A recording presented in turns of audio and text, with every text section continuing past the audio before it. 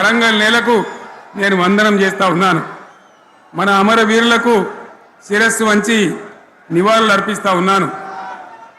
1969లో మూగబోయిన తెలంగాణ నినాదానికి తిరిగి జీవం పోసింది ఈ గులాబీ జెండాని మీ అందరికీ నేను మనవి చేస్తా ఉన్నాను.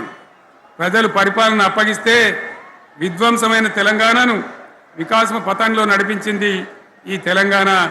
దానికి కూడా ఈనాటి కరెక్ట్గా 25 ఏళ్ళు నిండుతా ఉన్నాయి.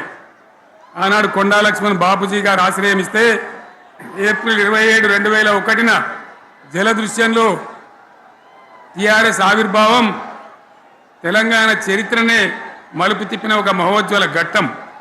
పదవుల కోసమో, కులం కోసమో, మతం కోసమో, వ్యక్తుల కోసమో పుట్టలేదు ఈ గులాబీ జెండా. ఇది తెలంగాణ రాష్ట్ర సాధన కోసం పుట్టింది. పదవీ త్యాగాలతోనే మన తెలంగాణ ప్రస్థానం ప్రారంభమయ్యింది. అది ఫలించి మన సొంత రాష్ట్ర కళ కూడా నెరవేరిందని నేను మనవి చేస్తా ఉన్నా. ఆనాటికి అలుముకున్నటువంటి చీకట్లను పారదోలడానికి, ప్రజల్లో విశ్వాసం కల్పించడానికి, ఆత్మవిశ్వాసాన్ని పెంపొందించడానికి నేను ఒక మాట చెప్పిన ఆ రోజు మీ అందరికీ కూడా గుర్తుండాలి. ఉద్యమం నుంచి వెనక్కి మరలితే, ఉద్యమ జెండాను దించితే నన్ను రాళ్లతో కొట్టి చంపండి అని చెప్పి నేను ఉద్యమాన్ని ప్రారంభించిన విషయం మీ అందరికీ కూడా తెలుసు. ఆ తదనంతరం జరిగినటువంటి స్థానిక పంచాయతీ ఎన్నికల్లో, ఆ తదనంతరం జరిగినటువంటి సిద్దిపేట ఉప ఎన్నికలో ప్రజలు బ్రహ్మాండంగా ప్రాణం పోసి ఊపిరిలిదితే అద్భుతంగా ఉద్యమం ముందుకు పురోగమించిన విషయం మనకు తెలుసు. 60 ఏళ్ల సమైక్య పాలనలో తెలంగాణది ఎంత గోస, ఎంత దుఃఖం, ఎంత వేదన, ఎంత హింస, ఎంత అణిచివేత చూసినామో మనందరికీ కూడా బాగా తెలుసు. గోదావరి కృష్ణనీళ్ళు దక్కకుండా తరలిపోతే తల్లి సనుబాలకు నోచని పిల్లల్లాగా తెలంగాణ బిడ్డలు రోధించారు.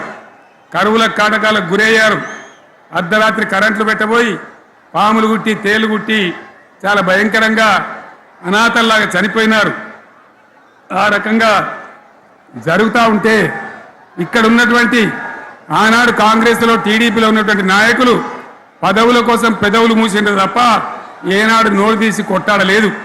గులాబీ జెండా ఎగిరేదాకా కనీసం తెలంగాణ సోయిని కూడా ప్రదర్శించలేకపోయినారు. మీ అందరికీ తెలుసు, తెలంగాణ కోసం అవసరమైన ప్రతి సందర్భంలో పదవులు త్యాగం చేసిన వాళ్ళు బీఆర్ఎస్ బిడ్డలు అని చెప్పి నేను గర్వంగా మనవి చేస్తా ఉన్నా. కానీ పదవుల కోసం తెలంగాణను ఆగం చేసిన వాళ్ళు ఆనాడు ఉన్నటువంటి కాంగ్రెస్ నాయకులు అని చెప్పి కూడా నేను మనవి చేస్తా ఉన్నా.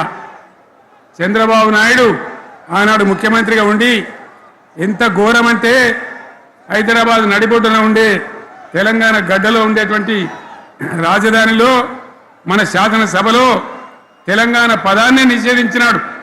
తెలంగాణ అనవద్దని స్పీకర్ ద్వారా రూలింగ్ ఇప్పించినారు. ఇదే జిల్లాకు చెందినటువంటి ప్రణయ భాస్కర్ గారు ఆ రోజు ఎమ్మెల్యేగా శాసనసభలో తెలంగాణ అంటే అది నేరమైనట్టుగా పరిగణించి తెలంగాణ పదాన్ని నిషేధించేటువంటి ప్రయత్నం చేసినారు. మిత్రులారా, మీకు అందరికీ చరిత్ర తెలుసు. ఆనాడైనా, ఏనాడైనా, ఈవెన్ ఈనాడైనా తెలంగాణకు విలన్ నంబర్ 1 కాంగ్రెస్ పార్టీ అని మనవి చేస్తా ఉన్నా.